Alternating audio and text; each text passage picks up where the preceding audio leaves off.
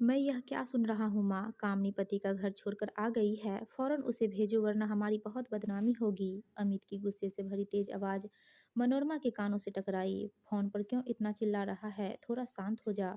तुझे कौन सी सच्चाई का पता है? और देखा जाए तो तुझे इस बात में कोई दिलचस्पी भी नहीं होनी चाहिए। तुझे तो गांव छोड़े बरसों हो गए हैं। तू क्यों बदनामी की चिंता कर रहा है? जब से गया है तू और तेरे बड़े भाई ने पीछे मुड़कर नहीं देखा। ठीक भी है, आखिर अब तुम ऊंचे ओहदे पर हो, बड़े आदमी बन गए हो। शहरी चमक दमक तुम्हें इतनी रास आ गई है कि तुम दोनों ने माँ बाप और गांव को ही भुला दिया है। मनोरमा की आवाज में करवाहट थी। माँ, हम शहर में रह रहे हैं तो क्या? कामनी की शादी करने में तो हमने कोई कसर नहीं छोड़ी थी। अमित फिर भड़का। इतनी सी बात पर कोई घर छोड़कर आता है भला? थोड़ा सहना भी चाहिए। पति का हाथ तो उठ ही जाता है, इसमें कौन सी नई बात है? इतना हक तो होता ही है पति का। लड़ाई झगड़ा किस पति पत्नी में नहीं होता? लेकिन वह तो घर ही छोड़कर आ गई। क्या पता अब कामनी कौन सा गुल खिलाएगी। सच तो यह है कि ऐसी बहन को चौराहे पर खड़ा करके गोली मार देनी चाहिए। नाक कटवा दी उसने हम सबकी। अमित के शब्दों से करवाहट टपक रही थी। वाह मेरे काबिल बेटे, पढ़ लिख कर भी तू ऐसी सोच रखता है। तुम दोनों भाइयों को न पढ़ाकर मैंने कामनी की पढ़ाई पर ध्यान दिया होता तो कम से कम आज वह अपने पैरों पर तो खड़ी हो जाती। और बेटा, तू सही कह रहा है कि शादी में कोई कसर नहीं छोड़ी थी तुम दोनों भाइयों ने। मैंने और तेरे बाबूजी ने कितना कहा था कि लड़के के बारे में पहले ठीक से जांच कर लो, पर तुम दोनों भाइयों को तो जल्दी थी उसकी शादी की ताकि जल्दी से शहर लौट सको। तुमने ना परिवार के बारे में पड़ताल की, ना लड़के के बारे में। गाय की तरह कामनी को उससे बांध दिया और एहसान भी जताया कि देखो बहन की शादी कितनी धूमधाम से कर दी। कितने जिम्मेदार बेटे हैं हम तो। लगातार बोलने से मनोरमा की सांस फूलने लगी थी। माँ, रहने भी तो अब, तुम्हारी तबीयत खराब हो जाएगी। कामनी ने माँ के हाथों से फोन लेने की कोशिश की। बोलने दे मुझे आज। मनोरमा ने फोन को कसकर पकड़े रखा। सुन अमित, मैं नहीं भेजूंगी कामनी को वापस उस नरक में। शराबी पति की मार कब तक खाएगी वह हमारे ऊपर बोझ नहीं है जो रोटी की जगह मार और प्यार की जगह दुत्कार सहती रहे। शर्म आनी चाहिए तुम्हें। बहन का साथ देने के बजाय तुम्हें बदनामी का डर सता रहा है। अपने ही जब कीचड़ उछालने से नहीं चूकते तो समाज को उंगलियां उठाने से कैसे रोक सकते हैं? रोते हुए मनोरमा ने खुद ही फोन काट दिया था। माँ, तुम किस किस का मुंह बंद करोगी? घर घर में मेरे मायके आ जाने की बात फैल गई है। बाबूजी तो 2 दिनों से खेत पर भी नहीं गए हैं। अच्छा यही होगा कि मैं ससुराल चली जाऊं। जो मेरी किस्मत में लिखा है उसे सह लूंगी। कामनी से माँ की पीड़ा देखी नहीं जा रही थी। तू क्या समझती है मैं नहीं जानती कि तेरे साथ वहाँ और क्या क्या होता होगा? माँ हूँ तेरी। पति की मार से तू ससुराल छोड़कर आने वाली नहीं थी। सच बता, बात क्या है? मनोरमा की अनुभवी आंखें मानो भांप गई थी कि बात कुछ और ही है। माँ, कामनी सुबकते हुए बोली, शादी को 2 बरस हो गए हैं और मैं उन्हें बच्चा न दे सकी। मुझे बाँझ कहकर वे डॉक्टर के पास ले गए, पर जाँच में सब कुछ ठीक आया। मैंने पति से बोला कि तुम अपनी जाँच करा लो, तो वह भड़क गया। एक दिन सास और पति दूसरे गाँव में गए हुए थे किसी के ब्याह में।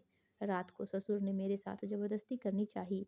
वह बोला, मेरा बेटा तुझे बच्चा नहीं दे सकता तो क्या, मैं तो हूँ। पति को बताया तो सास और पति दोनों ही मुझे कोसने लगे कि मैं बदचलन हूँ और ससुर पर झूठा इल्ज़ाम लगा रही हूँ। ससुर हाथ जोड़े ऐसे बैठा था जैसे उसका कसूर न हो। उसके बाद तो ससुर की हिम्मत बढ़ गई और वह जब तब मेरा हाथ पकड़ने लगा। सास ने कई बार देखा भी पर चुप रही। बता माँ, मैं कैसे रहती वहाँ जहाँ हर समय यही डर लगा रहता था कि आगे वह कुछ बोल न सकी।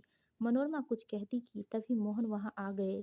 समझ नहीं आता कि क्या करे मेरी बच्ची। तुझे घर में रखते हैं तो गांव वाले ताने देते रहेंगे और ससुराल भेजते हैं तो तुझे घुट-घुट कर जीना होगा। वैसे भी हमारे गाँव की आबो-हवा लड़कियों के लिए ठीक नहीं है। मोहन की आवाज़ में छिपा बाप का दर्द कामनी को दर्द दे गया। बाबूजी, आप बिल्कुल भी परेशान मत हो। मैं लौट जाऊँगी। सच तो यह है कि औरत चाहे जिस कोने में चली जाए, उसके लिए सारे समाज की हवा ही ठीक नहीं है। कहाँ महफूज है वह? क्या कहूँ मेरी बच्ची। देखो आज हमारे बेटे ही हमें दोष दे रहे हैं। हमारा कसूर यह है कि दिन रात शराब पीकर पत्नी को पीटने वाले पति के घर से बेटी को ले आए हैं। मोहन सिर पकड़कर वहीं बैठ गया।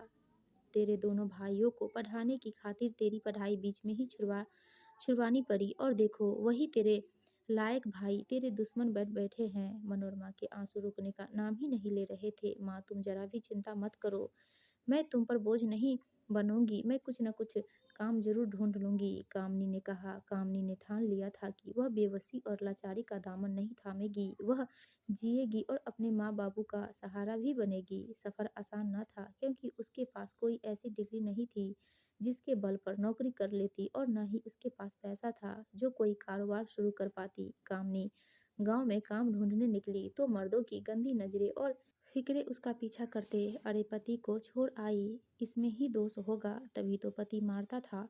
कामनी खून का घूंट पीकर रह जाती। बिना किसी कसूर के उसे सजा मिल रही थी। लड़की होकर कोई काम मिलना, और वह भी एक पति का घर छोड़कर आई लड़की के लिए कोई आसान बात न थी। तभी कामनी को एक सामाजिक संस्था के बारे में पता चला जो सरकार की योजनाओं के तहत गांव में सोलर लाइट का कार्यक्रम चलाती थी।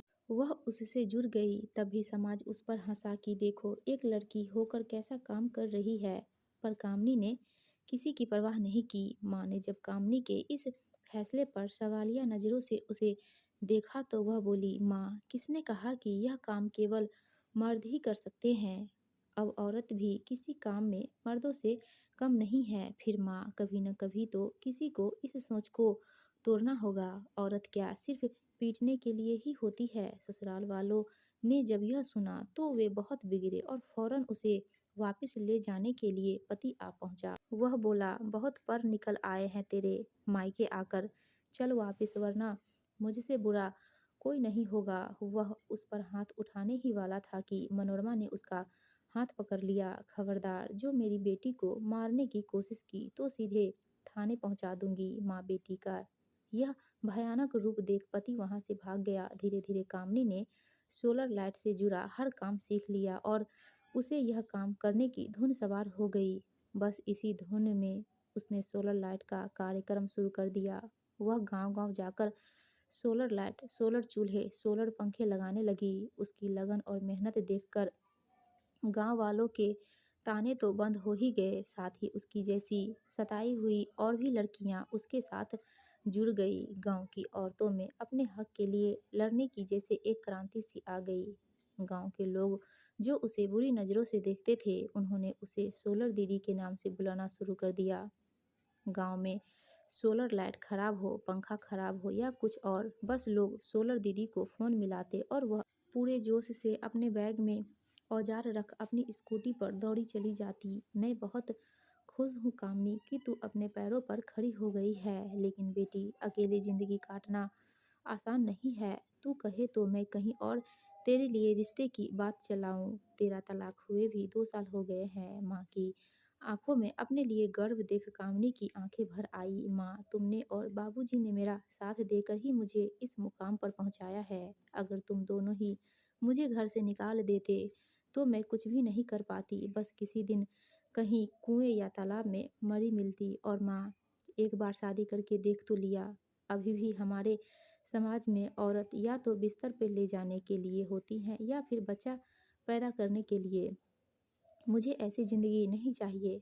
अब तो मैं बस तुम दोनों की सेवा करूंगी और अपनी शर्तों पर ज़िंदगी जीऊंगी। अभी तो मुझे काफ़ी काम करना है। मोहन पीछे खड़े उसे मन ही मन कामयाब होने का आशीर्वाद दे रहे थे। दोस्तों आपको यह कहानी अच्छी लगी हो तो प्लीज़ वीडियो को लाइक कीजिए और चैनल को सब्सक्राइब